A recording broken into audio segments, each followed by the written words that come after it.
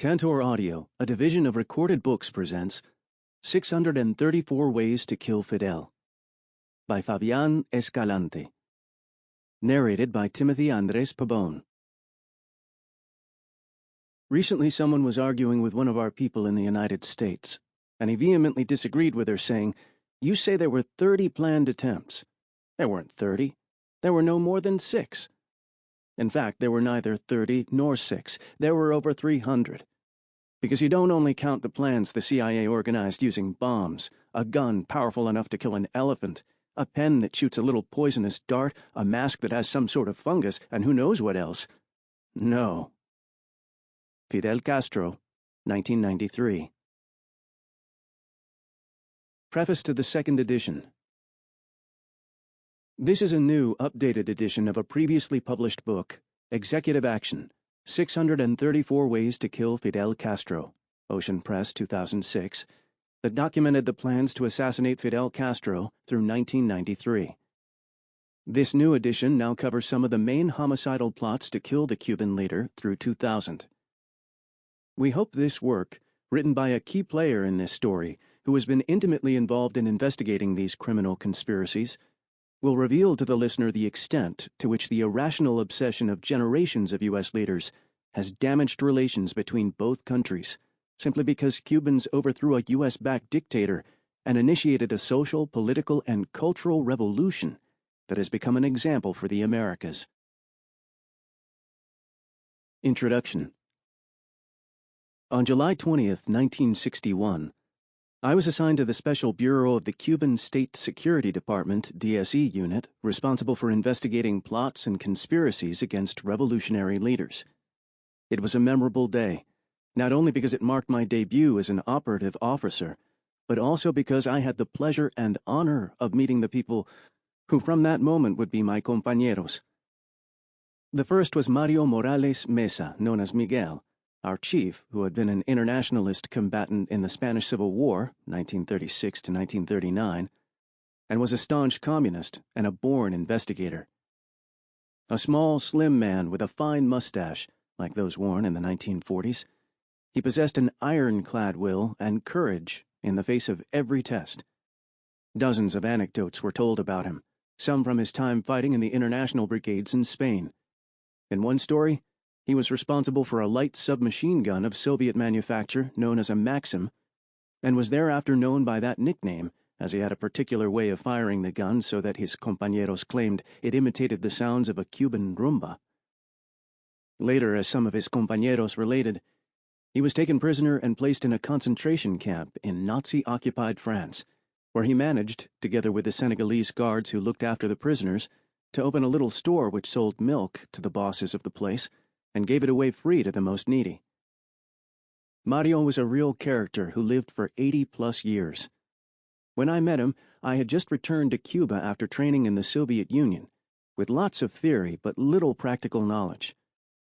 Mario taught me skills in daily combat and investigation that cannot be acquired in any school, however good it might be. He was an unpredictable person. On one occasion, tired and hungry, we went to eat hot dogs from a van parked behind the famous Hotel Nacional in Havana. He recognized one of the owners of the place as a former officer in Batista's army. After identifying him as a sympathizer of General Batista, he set about playing along with him, while indicating to me that I should eat as quickly as possible. Once we had finished eating, the subject took us to a corner of the van, and with some pride showed us a crate of incendiary devices, explosives made with live phosphorus, at that time one of the CIA's most sophisticated inventions for acts of sabotage. As quick as a flash, giving me no time to react, Mario pulled out his revolver and arrested the whole gang. Perhaps because of that speed with which he always acted, he would constantly pepper his speech with, "You understand?" Carlos Enrique Diaz Camacho, whose nickname was Trillo, was one of the compañeros who has left a lasting impression on me and with whom I was friends until his death at enemy hands in 1964. He was a man in his 30s, an old man to those of us who had just turned 20. One day I found him in Mario's house, where our office was located, with a cache of valuable jewels in his hands, wrapped in a woman's handkerchief. The jewels had been given to him from wealthy Cubans who were frantically trying to get them out of the country. Trio was an agent who himself had belonged to the small world of the Havana bourgeoisie. He hung out with people of his own social milieu who knew he had close ties with various European ambassadors, whom they hoped would assist them get documents, valuable jewelry, and assets which had not always been legitimately obtained out of the country. On many occasions, those riches were rightfully returned to the Cuban people at a time when they were most needed. We were with Trio another time in the anteroom of the office of Captain Eliseo Reyes, known as San Luis, who was then chief of the Revolutionary Police. Another police officer was also waiting there.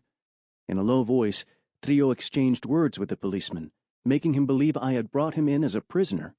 Within a few minutes, Trio succeeded in exposing the policeman as an active conspirator within the police ranks. Trio always wore a light-colored suit and had a mischievous look in his eyes as he'd say, "Tell you later," which of course he never did.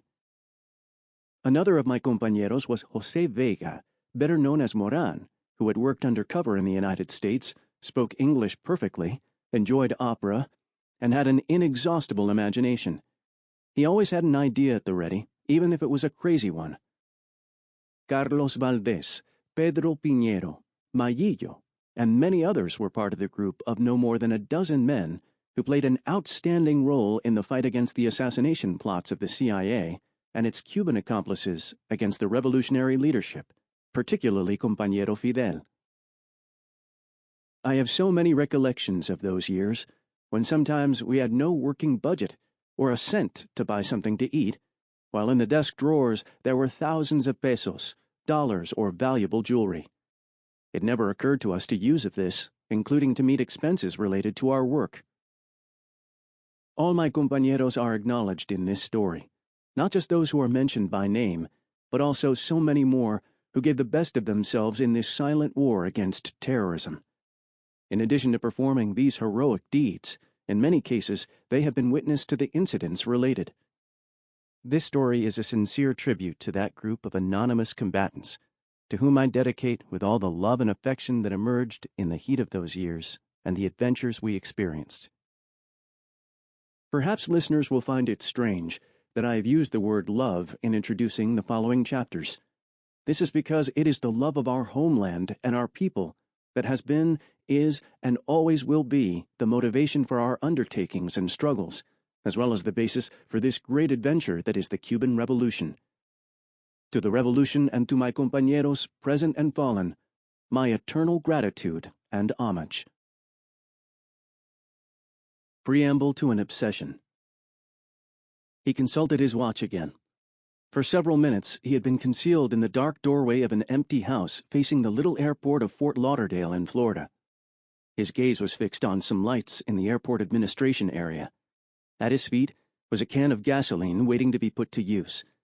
Suddenly, the lights went out and the guard left in the direction of a nearby cafe. The silent observer picked up the can of fuel, crossed the street, and entered the airport with swift and sure steps. Once there, he headed for an area where 3 P-51 Mustang aircraft were parked. He opened the can and meticulously spilled its contents around the planes until it was empty.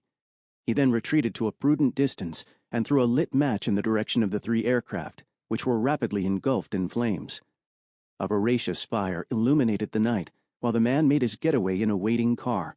As the car pulled away, the sirens of a firefighting unit began to wail nearby. Alan Robert Nye had been recruited a few months earlier by the Federal Bureau of Investigation, FBI, to penetrate groups of revolutionary Cuban émigrés who were conspiring against the dictatorship of General Fulgencio Batista. Nye was a pilot and had apparently been expelled from the Air Force after his base chief received an anonymous note accusing him of conspiring with the Cubans to launch air attacks on military targets in Cuba. In fact, Nye's expulsion was a plan carefully laid by the FBI to give him a convincing introduction to the Cuban émigrés fighting the Batista dictatorship. The plan spiraled out of control when the Cubans, overly enthusiastic about the project to bomb military targets on the island, acquired an aircraft to undertake the mission. Nye found himself in a blind alley, because if he did not attack the proposed targets, the revolutionary émigrés would become suspicious. As a way out, the FBI ordered him to destroy the planes and to blame supposed Batista agents for the sabotage. After that action, the FBI introduced Nye to Efraín Hernández, the Cuban consul in Miami, and an agent of the Batista dictatorship responsible for keeping the émigré community in Florida under observation. Hernández briefly explained that the FBI had entrusted him with an important mission in Cuba. The details would be provided later, but he assured Nye that a large sum of money would be paid for his services, and that top members of the U.S. administration were aware of the plans. Nye did not know much about Cuba, only that it was seen as a paradise for tourism, gambling, and prostitution, so he regarded the mission as a Caribbean vacation. On November 12, 1958, he arrived at Havana Airport, where a black car waited for him at the foot of the aircraft steps. The vehicle drove him at speed to the Hotel Comodoro, located near the beach in a tranquil Havana neighborhood. Waiting impatiently for him there were Colonels Carlos Tabernilla and Orlando Piedra, the former chief of the Air Force and the latter head of the secret police. After the usual introductions, they moved to the hotel bar, where they began to talk at a table set at a distance from the others.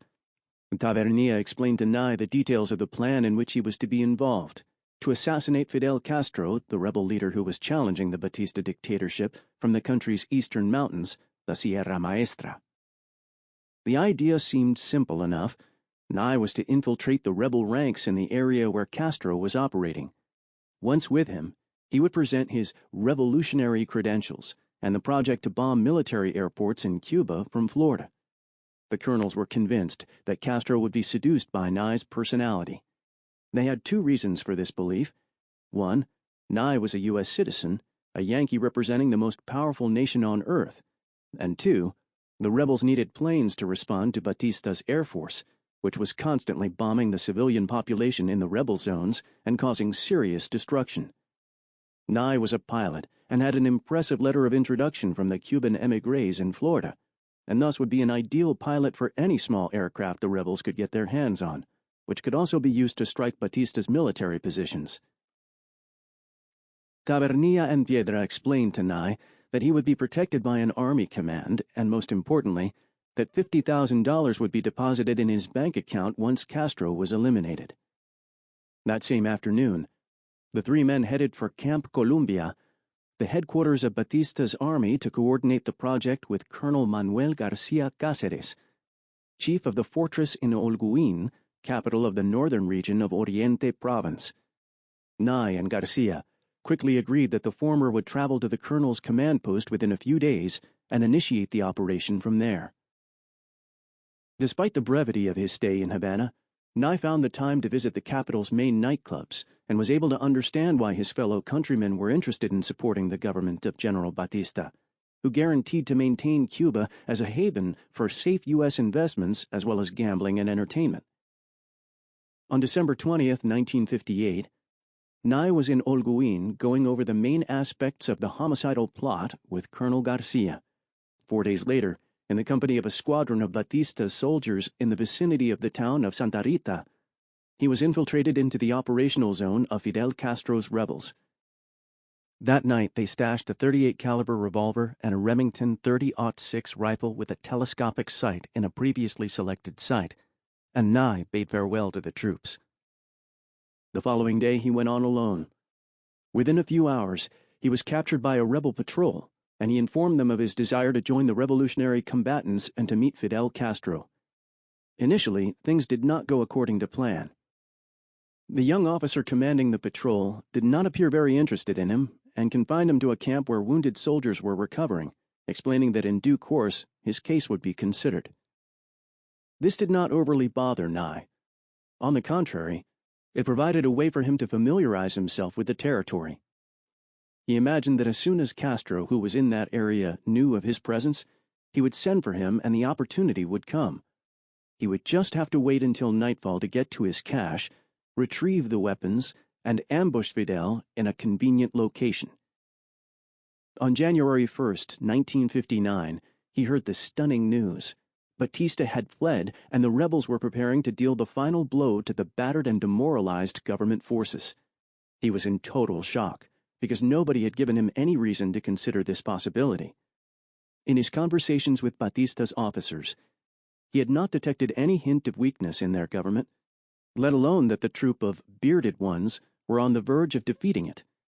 Nevertheless, he thought to himself, there was no evidence against him, and as soon as the situation normalized, the rebels would set him free. If they did not, he would turn to his embassy for help. At the end of the day, he concluded he was a U.S. citizen and his rights were guaranteed.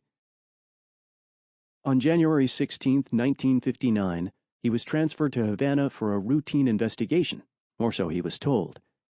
An amiable rebel captain took a statement from him and then explained that he would have to wait a few hours while his story was verified. Nye committed a major error by mentioning the Hotel Comodoro as the place he had stayed on arriving in Cuba. In a matter of hours, the investigators had discovered two elements that convicted him beyond any doubt. First, the name he gave in the hotel, G. Collins, was not his real name, and second, his expenses there had been covered by Colonel Davernilla. The rebel officer interviewed him again and asked him to clarify the situation. Nye was unable to conceal the truth for very long. He confessed to the plot and named its instigators. In April of that year, Nye was convicted by the courts and expelled from the country through the U.S. Embassy. That was the end of the first criminal attempt on Fidel Castro's life undertaken with the participation of a U.S. government agency, the FBI, and the complicity of Batista's police force. Other assassination plans devised against Fidel Castro over many years involved weapons such as lethal poisons, powerful plastic explosives, cigars containing dangerous substances, grenades to be launched in public areas, guns with sophisticated telescopic sights, poison-filled syringes so fine that contact with the skin would be unnoticed, rocket launchers and bazookas, and explosive charges concealed in underground drains with a timer ticking down the minutes and seconds. Only a few months after the triumph of the revolution, the United States proposed the elimination of the Cuban leader as the most expeditious way to overthrow the revolutionary government. This was hardly something new in U.S. politics, as various presidents, politicians, and human rights activists have been assassinated to prevent their ideas affecting public opinion. Leaders from other parts of the world have also been eliminated on the advice or encouragement of U.S. ambassadors and consuls when they have been regarded as potential enemies of Washington's political and economic strategies, to the point where this method became an instrument of policy, the end justifying the means, but always allowing the U.S. government the cover of plausible denial. The assassination of President Kennedy in 1963 was undoubtedly one of the most dramatic episodes in U.S. political history. Over the years, various commissions were created to determine who instigated the crime and who carried it out. Nevertheless, those investigations, supported by million-dollar budgets, have only produced various hypotheses and lists of groups possibly interested in the president's demise. Prompted by the Watergate scandal, which confirmed that CIA agents actively participated in clandestine activities against foreign politicians and U.S. citizens and under public pressure, in 1975, the U.S. Senate created a commission headed by Senator Frank Church to investigate intelligence activity related to the assassination of foreign political leaders hostile to Washington's policies. Senator Church's commission report exposed for the first time the existence of an institutional mechanism for political killings that deployed all kinds of special weapons, poisons, and other sophisticated means that were created in CIA laboratories. The Church Commission, however, only uncovered a minor part of the CIA's criminal plans. A complicitous silence sealed the lips of the organization's agents and chiefs, who, headed by CIA Director at the time, Richard Helms, refuted and withheld information that would have unmasked the shady assassination mechanism. In the case of Cuba, the Commission concluded that there were merely 8 conspiracies hatched against Fidel Castro, some of which, according to the investigators, never materialized. But this is far from the truth. From 1959, the youthful revolutionary government had to confront countless acts of terrorism from supporters of the ousted Batista dictatorship, such as war criminals who had fled from justice and organized crime syndicates who saw the new regime as detrimental to their economic interests.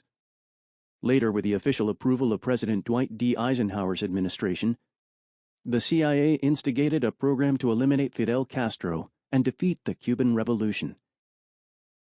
The most powerful CIA base within U.S. territory was established in Florida with more than 400 case officers and 4,000 Cuban agents, who, backed up by maritime and aerial fleets, launched an unprecedented secret war against Cuba. Some 300 clandestine organizations were formed, armed and directed by the United States for this purpose. An army, Brigade 2506, was organized, trained, and landed at the Bay of Pigs in Cuba in April 1961, with the aim of defeating the revolutionary government. This U.S. aggression against Cuba even extended to bacteriological warfare.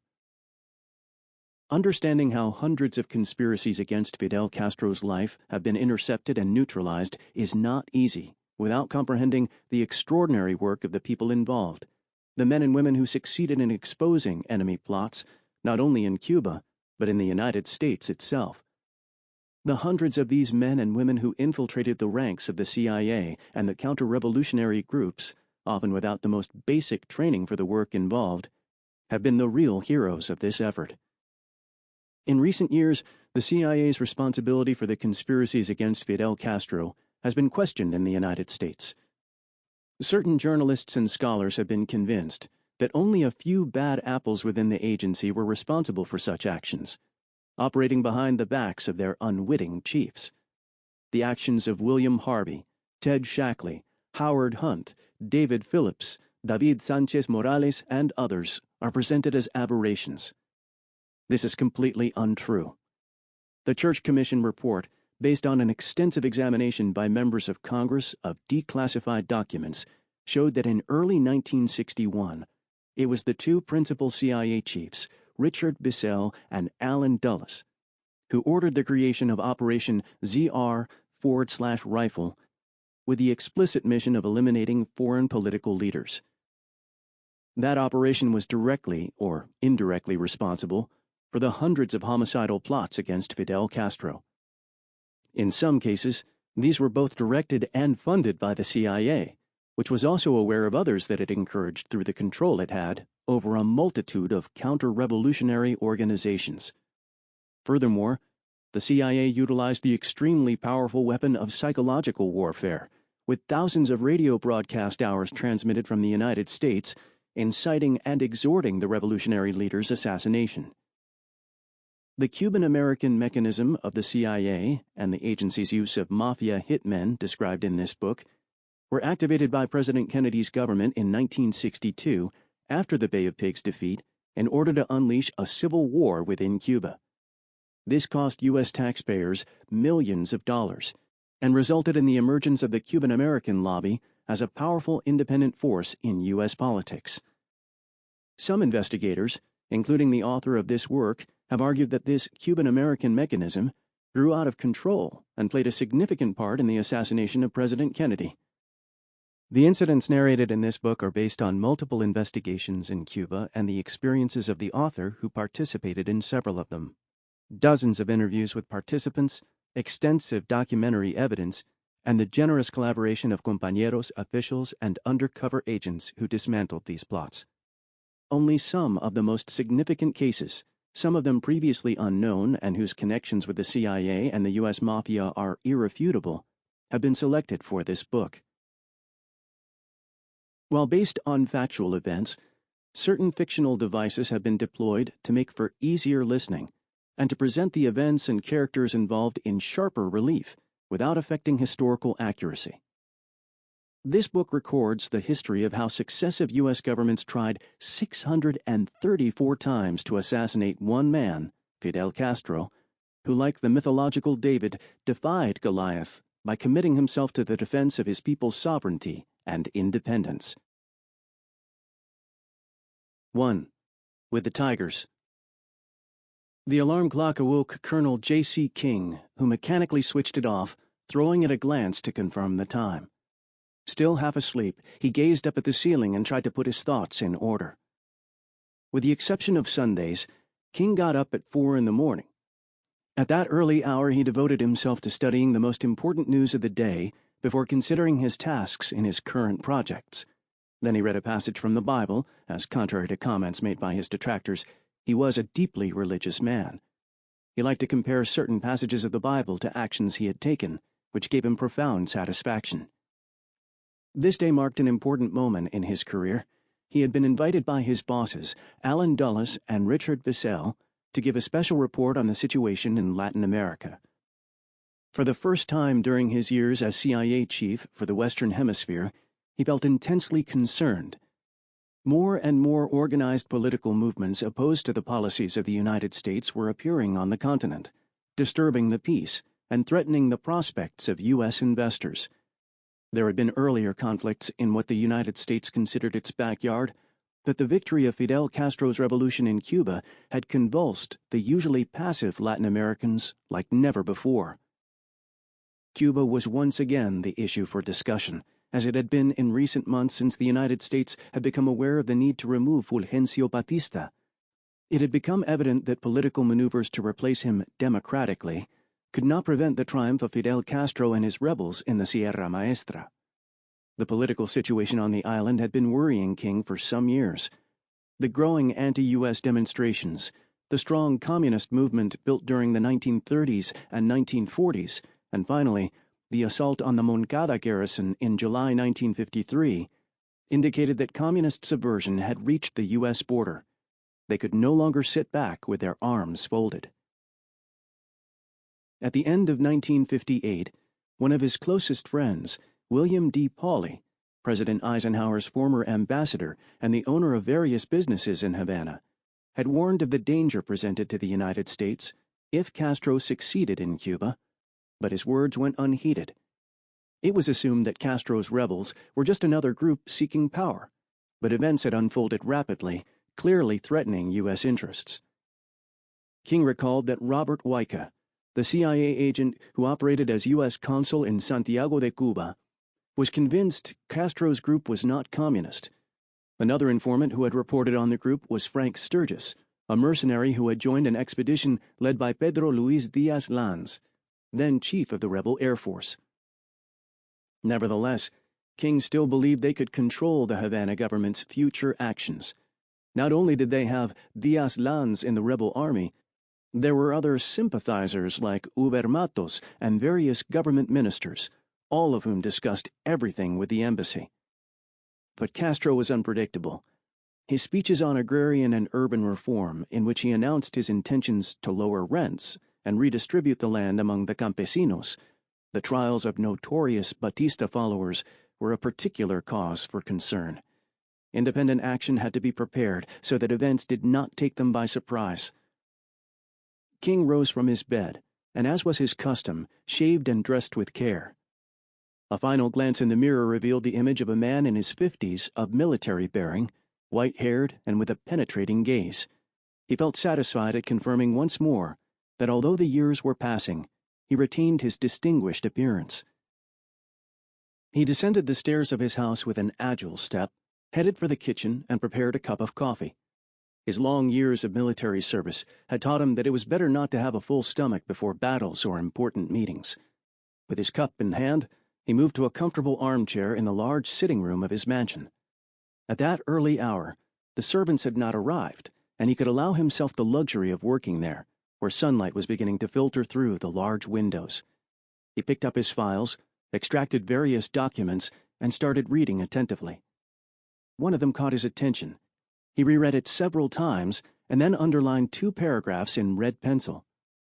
Castro had contacts with communist front groups during his university days, and there have been continuing reports of possible communist affiliations on the part of some of his top leaders. However, there is no present firm indication that Castro is a communist sympathizer. Castro seems to be nationalistic and somewhat socialistic, and although he has criticized alleged U.S. support for Batista, he cannot be said to be personally hostile to the U.S. He took the pencil and distractedly placed it between his lips. It was a personal habit he adopted when he was absorbed in thought. He had before him the evaluation of the CIA station in Havana and had to consider it as the most authoritative, but those opinions did not concur with Washington's current view of what was happening in Cuba. The diplomats were confused in their analysis of events. They thought that what was happening was merely the result of premature optimism after the revolutionary triumph. Sample complete. Ready to continue?